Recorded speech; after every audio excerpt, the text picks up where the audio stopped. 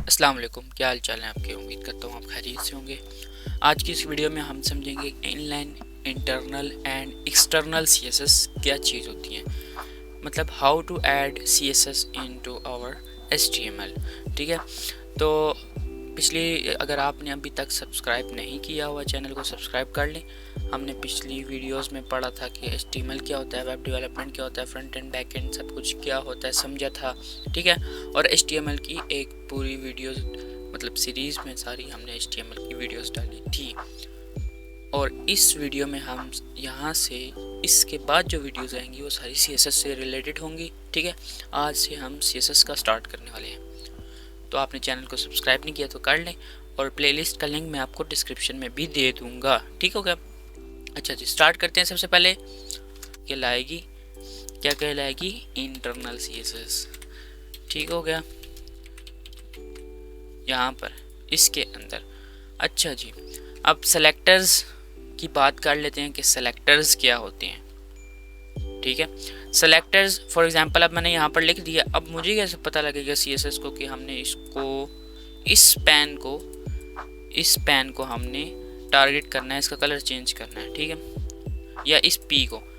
अभी तो फिलहाल हमारे पास दो ही पैन है, दो ही पी। अगर हम यहाँ पर पी लिखेंगे, सिर्फ पी लिख के ब्रैकेट लगाएंगे, ठीक है, ओपनिंग क्लोजिंग, उसके अंदर यहाँ पर पी लिख के, ये हमारा पी सिलेक्टर है। ठीक है, क्या ये हमारा एट्रीब्यूट, अभी ये तो हमारे पास टैग है ना, हमने इसको टैग से सिलेक्ट किया।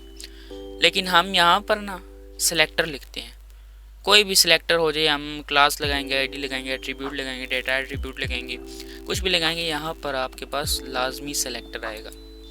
ठीक हो गया। अब यहाँ पर आपके पास सिलेक्टर आ गया। अभी हमने टैग सिलेक्टर, तो हमने टैग सेलेक्ट किया। ठीक है, तो हमारे पास अभी ये क्या बन गया, टैग बन गया, टैग सिलेक्टर बन गया। अभी यहाँ पर हम यहाँ पर लिख सकते हैं कलर, जिस तरह मैंने कलर दिया था रेड लिख सकते हैं। ठीक है, रेड की जगह मैं इसको लिख देता हूँ ब्लू। ठीक है, तो ये देखें आपके पास ब्लू आ गया। यहाँ पर मैं बैकग्राउंड कलर लिख देता हूँ। तो अभी आपको पता लग जाएगा कि स्पेसिफिसिटी क्या होती है। स्पेसिफिसिटी बाद में देखेंगे। ठीक है, अभी आपको पता लग जाएगा जिसको सीएसएस एचटीएमएल किसको ज़्यादा मानती है, मतलब कौन किसकी पावर ज़्यादा स्ट्रॉन्ग है। अभी देखें, मैंने इंटरनल सीएसएस का बैकग्राउंड कलर, पी का बैकग्राउंड कलर मैंने ब्लू कर दिया है, और इनलाइन सीएसएस में मैंने पी का कलर क्या कर दिया, रेड। तो किस चीज़ का उठाना चाहिए इसको कलर, इसका कलर उठाना चाहिए ना, इनलाइन सीएसएस का, सॉरी इंटरनल सीएसएस का, लेकिन उठा रहा है किसका, इनलाइन सीएसएस का। तो सबसे ज़्यादा जो पावर होती है वो किसके पास होती है, इनलाइन सीएसएस के पास, वो सबसे ज़्यादा। अगर आप यहाँ पर कुछ भी चीज़ अप्लाई करेंगे और ऊपर आप इंटरनल या एक्सटर्नल सीएसएस में अप्लाई करेंगे, वो वहाँ पर काम नहीं करेगी। ठीक है, वो पहले ये चेक करेगा कि इसने कोई इनलाइन सीएसएस दी हुई है, अगर दी हुई है तो वो उठा ले। ठीक है, अभी इसने दी हुई है बैकग्राउंड कलर तो ये उठा रहा है, बाकी जो भी इंटरनल सीएसएस एक्सटर्नल सीएसएस है वो नहीं उठाएगा। इतना समझ आ गया। अच्छा, सेलेक्टर्स की बात करते हैं, तो उसमें दो सेलेक्टर्स आपको बताऊंगा आज। वो हैं एक आईडी, ठीक है, और एक है आपके पास क्लास। ठीक हो गया, दोनों आपके एट्रीब्यूट्स हैं। ठीक है, एट्रीब्यूट्स क्या होते हैं वो मैंने पिछले वीडियोस में बताया था, अगर आपने नहीं देखी तो देख लेना जाकर। फिर भी मैं एक दफ़ा आपको रिवाइज करवा देता हूँ। देखिए, यहाँ पर मैं लिखता हूँ क्लास। ठीक है, ये हमारे पास क्लास एक बन गया, ये एट्रीब्यूट है। इसके अंदर कोई ऐसा नाम दूंगा जो मैं वहाँ पर यूज़ कर सकूँ आपस में कनेक्ट करने के लिए, इस टैग को सीएसएस के अंदर यूज़ करने के लिए। ये हमारे पास कनेक्टर है एक टाइप का, सीएसएस जो है, क्लास जो है एट्रीब्यूट। इसके अंदर मैं लिख देता हूँ क्लास कनेक्टर, मतलब मैंने वैसे ही नाम लिख दिया, आप जो मर्जी लिख देना। ठीक है, और यहाँ पर मैं लिख देता हूँ क्लास सिलेक्टर। ठीक है, और यहाँ पर जाते हैं, और अब क्वेश्चन ये है कि यहाँ पर सीएसएस के अंदर आपको पता है इनलाइन सीएसएस आपने देनी हो तो यहाँ पर स्टाइल लगा कर आप दे सकते हैं, लेकिन यहाँ पर अगर क्लास देती है आपने देखा होगा क्लासेस के थ्रू किया होता है। अब आपने इसको यहाँ पर स्टाइल के अंदर आपने सेलेक्ट करना है। तो क्लास के लिए आप यूज़ करते हैं डॉट के बाद आपने क्लास का नाम कॉपी पेस्ट कर लेना है, ठीक है। और फिर आगे same to same brackets opening closing करके इसके अंदर आप जो लिखेंगे ना, अब ये और वो कनेक्ट हो गए आपस में, ठीक है। अब मैं कलर लिखता हूँ, कलर कर लेता हूँ जिस तरह फॉर एग्जांपल एक्वा, ठीक है।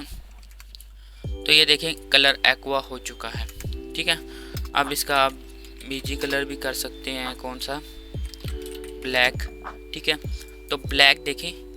अब ये पूरा क्यों नहीं आया, ये पूरा क्यों आया, क्योंकि मैंने आपको बताया था, क्या बताया था, पी जो है वो ब्लॉक एलिमेंट है, वो कहता है कि मेरी रो में आपने कोई और एलिमेंट्स नहीं लाना, मैं लाने ही नहीं दूंगा। और जो स्पैन है वो कहता है जी मेरी बस मुझे जितनी जगह देते हो उतनी दे दो, बाकी पूरी रो में आप जो मर्जी कर लो, बस simple is that. Inline और block element, this is called inline और ब्लॉक एलिमेंट, ठीक हो गया। अच्छा, ये मैंने यहाँ पर कनेक्ट कर लिया, ठीक है। अब आप सोच रहे होंगे ये तो एक है इस वजह से कनेक्ट, नहीं, मैं आपको बता देता हूँ।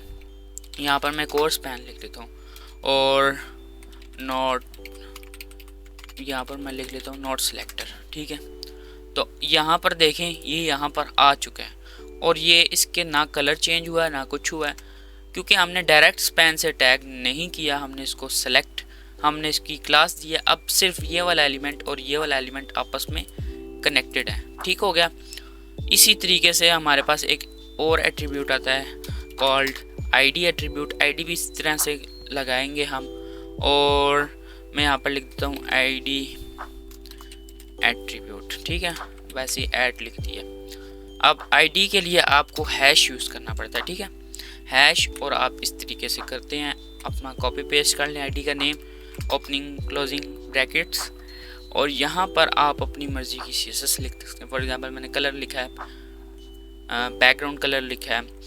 अच्छा जी, फ़ॉन्ट साइज़ एक प्रॉपर्टी होती है। फ़ॉन्ट साइज़ आपको पता होगा कि फ़ॉन्ट क्या होता है, फ़ॉन्ट ये होता है, और इसका साइज़ आपको पता है कि साइज़ होता है, ठीक है। तो फ़ॉन्ट और साइज़ जैसे नाम से क्लियर पता लग रहा है, तो इसको हम लिख देते हैं 2 REM, या पिक्सल अभी करते हैं REM, आप परेशान हो जाएंगे। यहाँ पर मैं लिख देता हूँ 20 पिक्सल, ठीक है। पिक्सल क्या होता है कि पिक्सल होता है, ठीक है।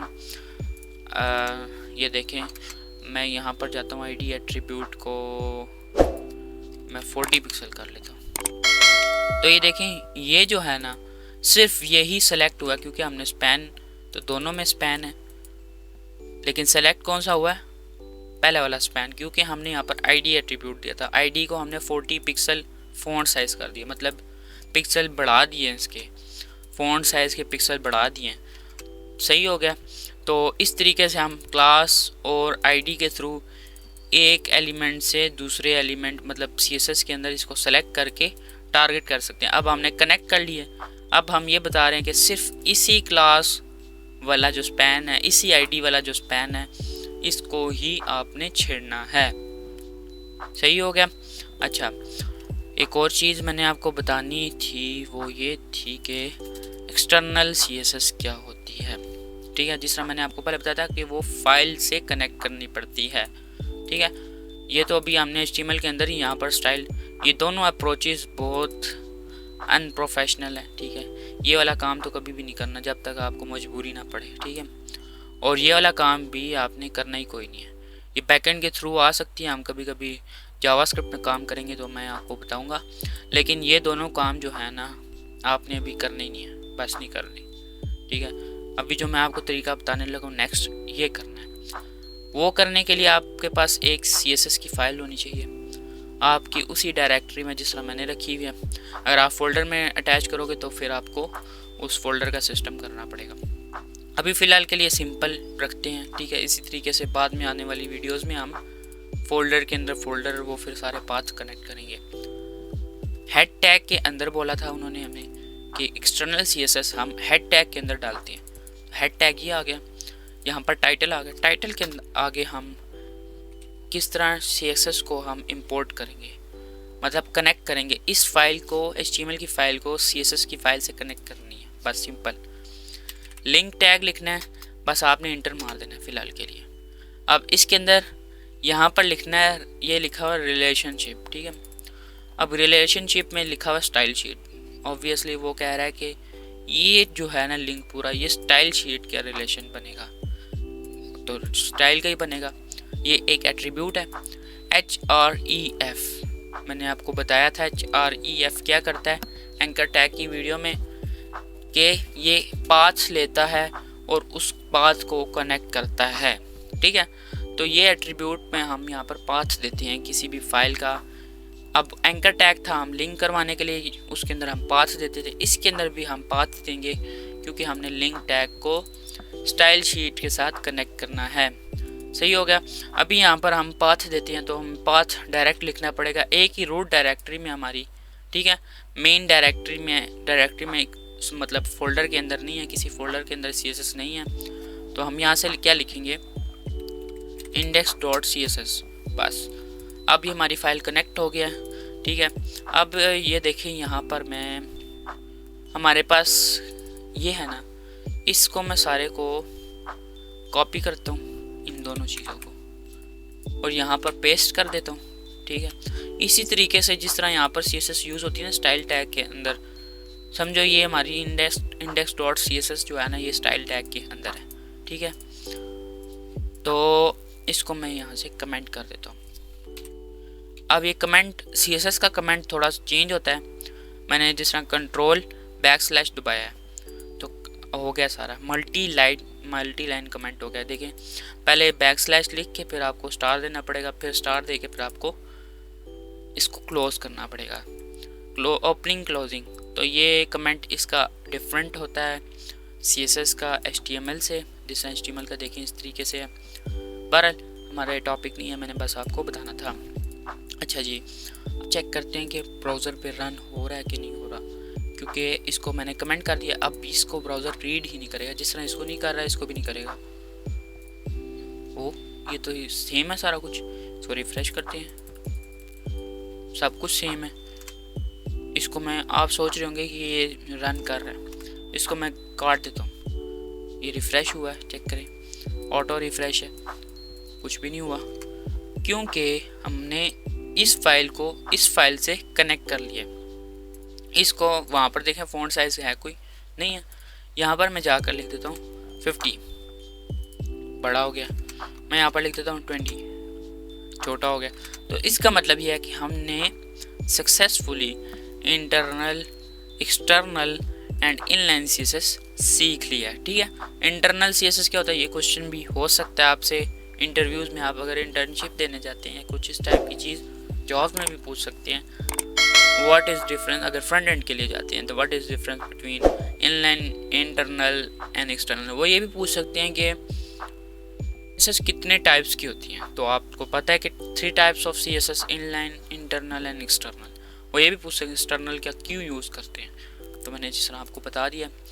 और आप वो ये भी पूछ सकते हैं कि अगर हम 3 प्रॉपर्टीज़ लगाएं और उनमें से सबसे पहले कौन सी काम करेगी कौन सी नहीं, मतलब किसके पास पावर ज़्यादा होगी, तो आपको वो भी पता है कि किसके पास पावर ज़्यादा है, ऑब्वियसली इनलाइन CSS के पास। ठीक हो गया। तो ये थी आज की वीडियो, आई होप आपको क्लियर समझ आ गया होगा। आपको सेलेक्टर्स के बारे में कि ID सेलेक्टर होता है, क्लास सेलेक्टर होता है, ठीक है। मतलब ये कि सेलेक्टर्स ये क्लास एट्रीब्यूट के थ्रू हम CSS की फ़ाइल के अंदर सेलेक्ट कर सकते हैं उस एलिमेंट को, उस टैग को हम डायरेक्ट भी सिलेक्ट कर सकते हैं, ठीक है। अगर मैं ये यहाँ से इसको स्पैन लिख दूँ, अब हमारी HTML के अंदर जितने भी स्पैन होंगे ना उसका फ़ॉन्ट साइज़ 20 पिक्सल हो जाएगा, ठीक है। अब ये देखें 20 पिक्सल दोनों का है। फॉर एग्जांपल मैं यहाँ पर 40 कर दूँगा तो अगले वाले का भी हो जाएगा, चेक करना। ये देखें इसका भी हो चुका है, ठीक है ना। मैं यहाँ पर BR टैग लगा देता हूँ ताकि ब्रेक कर देता हूँ ताकि दोनों का साइज़ सेम लगे, ठीक है। अब ये दोनों के सेम है, क्योंकि आपको सेम नहीं लग रहे क्योंकि इसकी जो वर्ड्स हैं वो कम है। लेकिन अगर इंस्पेक्ट करता हूँ, राइट क्लिक इंस्पेक्ट, और यहाँ पर जाते हैं CSS स्पैन के ऊपर, ठीक है। ये जो मैंने सेलेक्ट किया ये वाला, ठीक है। इसका देखिए यहाँ पर फ़ॉन्ट साइज़ कितना आ गया 40 पिक्सल। ऊपर वाले को सेलेक्ट करता हूँ इसका कितना आ रहा है फ़ॉन्ट साइज़ 40 पिक्सल। तो आपको पता लग गया होगा कि अगर हम यहाँ पर P लिख के करेंगे तो वो पूरी HTML फाइल में, लेकिन हम तो ये नहीं चाहते होते, हम चाहते हैं कि हम स्पेसिफिक एक एक चीज़ को टारगेट करें। तो क्लास एंड ID, ठीक है। उसके बाद हम मोर एट्रीब्यूट्स के बारे में बात करेंगे, लेकिन आज की वीडियो का मुद्दा ये था कि इनलाइन CSS एक्सटर्नल और इंटरनल। आई होप आपको वीडियो पसंद आई होगी, ठीक है। और प्लेलिस्ट को अपने पास बुक मार्क कर लें ताकि आगे आने वाली वीडियोस इंटरेस्टिंग, अभी तो बिगनर लेवल है, ठीक है, आगे एडवांस लेवल पे जाएंगे, ठीक हो गया। और काफ़ी मज़ीद CSS के पार्ट्स वगैरह, CSS के सेलेक्टर्स भी CSS के काफ़ी एडवांस आ चुके हैं CSS 3 के अंदर, तो वो भी सारे सीखेंगे और एक प्रोजेक्ट भी बनाएंगे at the end of this CSS series, ठीक हो गया। चलते हैं, अभी मिलते हैं नेक्स्ट वीडियो में, तब तक के लिए अल्लाह हाफिज़।